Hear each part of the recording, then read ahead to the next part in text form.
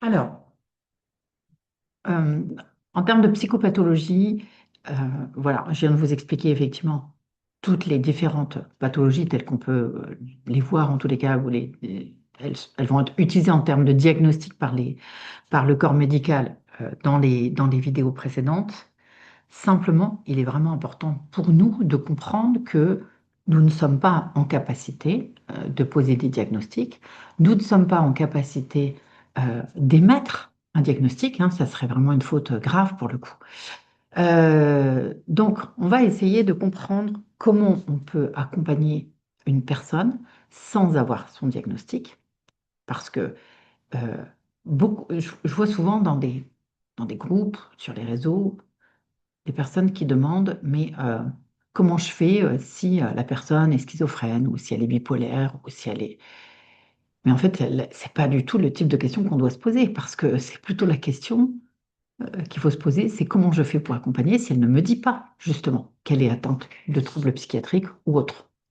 Donc, ce qu'on va essayer de faire là dans cette vidéo, c'est de savoir qui on peut accompagner en fait. C'est pas quelle pathologie, c'est qui on peut accompagner, quel type de personnalité, qu'est-ce que les personnes, quand on va commencer à échanger avec elles, ne serait-ce que déjà au téléphone pendant la prise de rendez-vous ou lors de la première consultation, c'est ça qui va vous mettre en fait une limite dans, eh bien, dans vos limites d'accompagnement.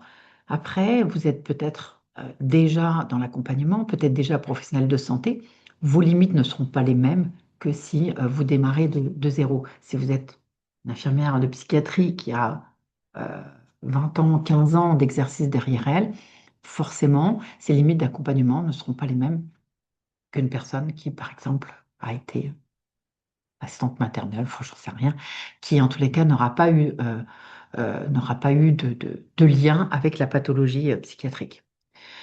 Euh, la psychopathologie, on le sait, hein, c'est ce qui étudie les troubles mentaux, d'accord? Leurs manifestations, leurs mécanismes. Nous, on ne va pas être amené à reconnaître ces diagnostics. Donc, l'objectif de cette vidéo, ça va vous aider à comprendre le fonctionnement psychique d'une personne afin d'évaluer si la relation thérapeutique peut être utilisée ou pas. Les patients ne viennent pas toujours avec leur diagnostic. Donc, pour ça, on va utiliser ce qu'on appelle les 4 rapports fondamentaux. Et ça, vraiment, euh, dans cette formation, c'est quelque chose de très, très important. On arrive là à une vidéo qui est très importante, qui va pas être spécialement très longue, mais qui est très importante et que je vous invite vraiment à repérer. Lors des lives ou des ateliers que nous pourrions avoir ensemble, il va être important de repérer ces 4 rapports. Donc, elles sont sur la page de cette formation. Vous pouvez les voir normalement juste en dessous. Mais je vais vous apprendre maintenant comment les repérer. Donc, les 4 rapports fondamentaux, c'est le rapport face à la réalité, face à la personne elle-même, face aux autres et face à sa souffrance. Et si ça coche pas les cases, c'est pas la peine, vous allez être dans une forme de limitation. Globalement, comment ça se passe? Le rapport à la réalité. Si la réalité de la personne est partageable, si les faits peuvent être discutés et la personne peut envisager différentes interprétations, on est dans une personne qui est donc ouverte d'esprit et en capacité de remettre en cause ses propres croyances. Alors ça peut vous sembler facile comme ça, mais si vous êtes une personne qui arrive et qui vous dit, voilà, j'ai été enlevé par un extraterrestre, globalement, vous allez quand même venir vérifier sa réalité. Est-ce que c'est vrai? Est-ce que c'est pas vrai? Et en tous les cas, vous allez vous poser des questions à cette personne. Donc, très vite, vous allez pouvoir, j'allais dire, voir si la réalité est partageable ou pas. Par contre, ça l'est moins si une personne vous parle de liens qu'elle a avec d'autres et dans quelle certitude elle est installée et en tous les cas, dans quel fonctionnement. Si vous avez une personne qui a des tendances à être persécutée et qui vous dit que son voisin euh, tourne sa pelouse le samedi exprès parce qu'il sait que c'est le moment où il se repose et enfin voilà, c'est-à-dire qu'il va rentrer dans une explication.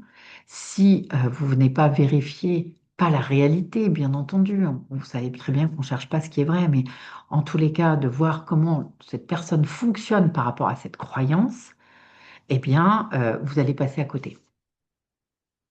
Quand la réalité devient rigide ou altérée, donc altérée, ça pourrait être quelque chose qui n'a pas vraiment de sens, hein, c'est-à-dire vraiment une réalité qui sort, on va dire, du bien commun, si vous voulez.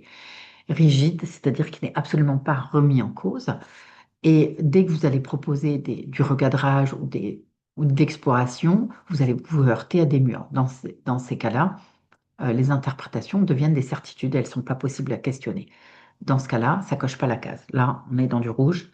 Il faut que la réalité soit partageable. Si vous avez une personne qui vous dit, par exemple, euh, je suis amoureux de ma voisine, j'aime ma voisine, elle m'aime aussi, mais c'est parce qu'on l'empêche de venir vers moi.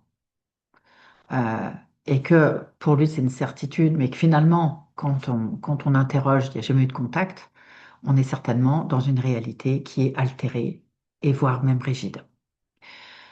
Passons au rapport à soi. Le rapport à soi, la personne, quand, quand on va dire on est dans on n'est pas limité avec la personne, on va avoir une personne en face de nous qui a la possibilité de se remettre en question, qui est capable d'observer son fonctionnement, voire même de l'analyser. C'est des personnes qui disent, ah ouais, non, mais euh, quand, euh, quand mon mari, par exemple, me fait des reproches, tout de suite, je me sens humiliée, je vois bien que je réagis un petit peu à outrance. Ok. Ah, là, il y a quelque chose sur vous qui vous fait dire que vous réagissez à outrance. Alors, on faut aller vérifier, encore une fois. Soit c'est qu'elle est en train de nier la relation, nier ce qui se passe, soit tout simplement, elle est en train de faire écho à une blessure plus profonde. Et là, auquel cas, on va sentir que, en explorant, la personne est en capacité de répondre à nos questions. Par contre, si la personne se perçoit uniquement comme une victime ou complètement irréprochable, par exemple, on va aller là dans des blocages, hein. Une personne qui ne parle que d'elle en posture victimaire, hein, je vous le dis ou je vous le redis, euh, il faut faire la différence entre une victime et une posture victimaire. Une victime est une personne qui a subi un préjudice, d'accord, dans lequel elle va être là souvent pour le travailler avec vous et voir comment elle peut se relever de tout ça. Une personne victimaire est une personne qui ne perçoit que le monde comme étant hostile ou les autres pouvant, en tous les cas, lui faire subir des préjudices dans lesquels elle ne met jamais en cause sa responsabilité. Ou au contraire, cette personne n'a jamais rien fait et elle voit pas pourquoi elle irait se remettre en cause. C'est comme si vous aviez une femme qui vient vous voir en se plaignant de son ado et elle ne veut absolument pas changer son fonctionnement alors que peut-être sa communication avec son ado est altérée et qu'il y aurait besoin de remettre de l'équité, peut-être des outils différents, mais si elle n'est pas en capacité de se remettre en cause, ça va être compliqué. Le rapport à l'autre, la relation est utilisée comme un espace d'aide et de réflexion. Donc là, c'est OK, hein, c'est ce qu'on disait tout à l'heure, en capacité de demander de l'aide, en capacité de réfléchir sur ce qui se passe, sur la situation. Ou au contraire, quand la personne vient vous voir pour dire, ah, vous voyez, c'est bien mon fils qui va pas, hein, puisque voilà, ça se passe mal, ça devient un vrai délinquant, hein, vous me dites bien que mon fils est un délinquant ou alors de contrôle ou d'utilisation du thérapeute. C'est-à-dire quelqu'un qui va chercher soit à fusionner avec vous, soit être dans finalement une séduction, ou alors de vous contrôler en vous manipulant, tout simplement. On l'a déjà fait dans des exercices, ça serait quelqu'un qui commencera à vous tutoyer, par exemple, quelqu'un qui va franchir les limites, qui va tester votre cadre, qui va créer aussi, allez, un petit exemple, ça fait longtemps que je n'en ai pas donné, euh, là, ça n'a rien à voir avec la thérapie. C'était une jeune femme qui m'avait contactée pour rentrer dans la formation. Et en fait, elle est arrivée avec, oui, voilà. Mais moi, de toute façon, on me l'a toujours dit, je sais écouter, j'aide vraiment les autres. Et vraiment avec ce côté très sauveur. Donc, bon, si vous me connaissez un petit peu, vous savez déjà ce que ça fait chez moi. Et elle me dit cette phrase, de toute façon, je vais m'inscrire et je serai votre préféré. Oula, vous voyez? Et là, on est clairement, alors, si ça avait été une de mes patientes, clairement, ça n'aurait pas passé du tout. Euh, Ça n'a pas passé du tout. D'ailleurs, cette personne n'est pas rentrée dans la relation, dans la formation, décidément. Et en fait, ça montre une espèce de lien malsain, en fait, qui est dans la séduction. Même si c'est pas séduire dans le sens de manière amoureuse, mais ça peut être de manière séduire.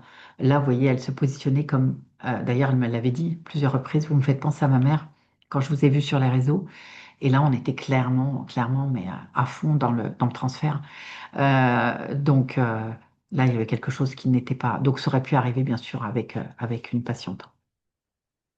Ensuite, on va parler du rapport à la souffrance. Quand une personne reconnaît sa souffrance et qu'elle peut aller l'explorer et qu'on peut lui poser des questions dessus, il est quand même plus facile d'aller travailler.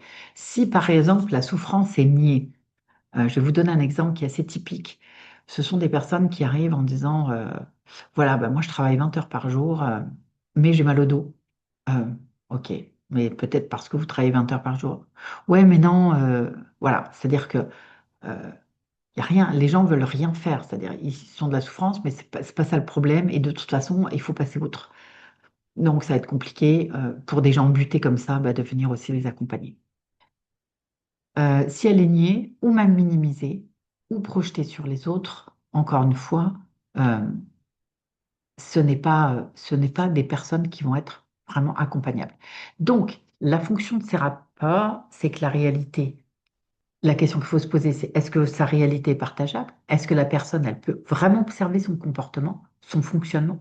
Est-ce que la relation thérapeutique peut être utilisée? Et il faut tout ça pour que vous puissiez poser un cadre clair ou envisager une réorientation si toutefois ce n'était pas le cas. Comme je vous l'ai dit, les personnes ne viennent pas avec un diagnostic. Donc, on va bien évidemment se baser, nous, sur ces quatre rapports-là, plutôt que de se poser la question, est-ce qu'elle est bipolaire? Est-ce qu'elle est borderline? Est-ce qu'elle est TDAH? Ou je ne sais pas quoi. En fait, ce qui peut vraiment être important, c'est est-ce que je peux vous accompagner? Oui. Est-ce que vous, si vous avez une personne qui, par exemple, vient en disant, voilà, moi je suis borderline, je suis bipolaire, pardon, je suis traitée depuis plusieurs années, j'ai un très bon rapport avec mon psy, ma psychologue. Et voilà, ça fait des années que je suis traitée, j'observe bien mon traitement. Je suis plutôt stabilisée depuis 2 ans, avec pas de dépression majeure ou pas de crise d'hypomanie. Là, je viens vous voir parce que j'ai un souci avec mon fils, j'aimerais bien que vous m'aidiez à travailler à la relation. Ben, c'est OK en fait. C'est OK parce que la personne, elle est là, elle est stabilisée, elle est, bien entendu, vous allez, en posant des questions, vérifier si ce qu'elle vous dit est vrai. Si c'est pas vrai, bah, vous mettrez fin ou vous réorienterez. Et si vous voyez que la personne, elle travaille comme tout à chacun, eh bien, il n'y a pas de raison. Vous voyez comme quoi il est important de ne pas se fier. Vous allez avoir beaucoup de personnes qui arrivent en vous disant qu'elles sont TDAH. Est-ce qu'elles le sont vraiment? Vous n'avez pas le moyen vraiment de le vérifier. Même si vous lui demandez qu'elle vous dit qu'elle a été diagnostiquée, vous n'avez toujours pas les moyens de vérifier que le diagnostic a été bien mené. Donc, auquel cas, on part sur le principe que on va accompagner cette personne dans ses limites, dans ce qu'elle sait faire, dans ce qu'elle peut faire. On va lui donner des tâches qui vont être adaptées. On va vérifier tout le temps avec elle si on est au bon endroit. Euh, je vais vous donner un exemple clinique de patients qui prennent rendez-vous et qui adoptent exactement le même comportement. C'est-à-dire que lors de la prise de contact, ils refusent de donner leur motif de consultation, ils demandent si le cabinet est insonorisé et s'inquiètent de la confidentialité de la séance. À première vue, vous avez deux situations complètement identiques. Pourtant, l'analyse clinique va nous révéler qu'il y a deux réalités très différentes. Par exemple, le patient 1 explique progressivement qu'il pense que certaines personnes cherchent à obtenir des informations sur lui. Il affirme que certaines conversations peuvent être surveillées. Il dit avoir observé plusieurs signes qui confirment cette idée. Et lorsqu'on explore ses perceptions, il ne doute pas de ses interprétations. Donc, une certitude dans les interprétations, une absence de remise en question, une réalité difficilement partageable. Dans ce cas, la méfiance repose sur une reconstruction interne de la réalité. Pour le praticien, on va réorienter puisqu'on a très certainement affaire à quelqu'un qui est dans la persécution. La deuxième personne a fait la même chose au téléphone. Sauf que là, c'est une dame, elle adopte exactement le comportement. Pourtant, elle va vous expliquer en séance que euh, Elle vit avec un conjoint violent, qu'il a déjà surveillé son téléphone, ses communications sont contrôlées, ses déplacements sont vérifiés par le biais du téléphone. Donc sa stratégie, sa prudence est une stratégie de protection. Ce qui veut dire que là, on a quelqu'un qui est dans une réalité partageable, qui a peur, bien entendu, une situation de danger identifiable et une stratégie de protection. Dans ce cas, l'accompagnement est possible. Vous voyez deux postures différentes, pourtant deux contextes complètement différents. On va essayer de voir aussi rapidement ce qu'est une victime réelle et une posture victimaire. Une patiente explique qu'elle a vécu une relation violente. Elle raconte tous les faits, reconnaît sa souffrance et cherche à comprendre comment se reconstruire. Elle peut observer ce qui s'est passé dans la relation et s'interroger sur ce qu'elle ressent aujourd'hui. Dans la lecture clinique, il y a une réalité qui est partageable, la souffrance est reconnue, la capacité d'introspection est là, l'accompagnement donc est possible. Vous avez une autre patiente qui explique que toutes les personnes de son entourage lui font du mal. Elle décrit plusieurs relations conflictuelles et attribue systématiquement la responsabilité sur les autres. Donc, c'est des gens qui vont vous parler de tout, de toute leur enfance, de tout depuis le début, comme quoi ils ont été victimes d'un tel, d'un tel, d'un tel. Et en fait, ce sont des gens qui ne vont fixer que ça. Même s'il y a eu des belles choses dans leur vie, ils sont incapables quasiment de vous les dire, tellement ils sont fixés sur le négatif. Donc, les responsabilités sont vraiment entièrement déplacées vers l'extérieur. Il y a une absence totale de remise en question. C'est-à-dire, bah non, mais moi, je n'ai rien fait en fait. Je suis pauvre en fait. Je suis pauvre de ma personne. Utilisation possible de la relation thérapeutique pour, euh, pour validation. Dans ce cas, le travail thérapeutique peut devenir difficile parce qu'en fait, qu'est-ce que viennent faire ces gens? Et c'est très courant. Ils viennent simplement que vous puissiez les plaindre comme les autres, en sachant que c'est leur principal bénéfice secondaire. Donc en plus, quand c'est un professionnel, vous imaginez même pas ce que ça peut faire pour eux. Voilà, ces exemples, ils permettent de comprendre quoi? Que le comportement observable peut être très similaire parfois, mais pourtant, leur signification psychopathologique peut être totalement différente. Ce n'est donc pas le symptôme qui va guider la lecture, c'est le rapport que vous allez entretenir avec la personne, avec la réalité, avec elle-même et avec les autres. Donc vraiment, ce qu'il y a à retenir sur cette vidéo, ce n'est pas l'histoire racontée qui décide de l'accompagnement, c'est la position psychique depuis laquelle cette histoire est racontée. Et c'est bien entendu la relation thérapeutique qui va émaner de tout ça, qui va pouvoir vous faire dire oui, j'accompagne, ou non, j'accompagne pas, ou non, tout simplement, je réoriente.